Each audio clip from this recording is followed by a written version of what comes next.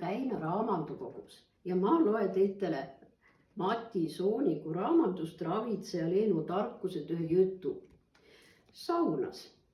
Liisukene soolab paise üla peal, aga ma ei tee sellest miskit, torises Leenu, kui oli saunas tütardega pinkide listet võtnud. Et me saunas oleme, kus me paiserammu välja vetame. Ma arvasin, et see kaob niisama kohmas Liisu. Ema silitis ta peed. Rumal laps, miskit tuleb ikka tehja ka, et paisest lahti saada. Sauna aagid see koht, kus sind kohe tohterda. Paise teeb sulle vaiva, aga sa ei kosta moole miskit. Liine, viska vett kerisele, meie hakkame leili vetma ja vihtlema. Pöördus ema mõne hetke pärast vanema tütre poole.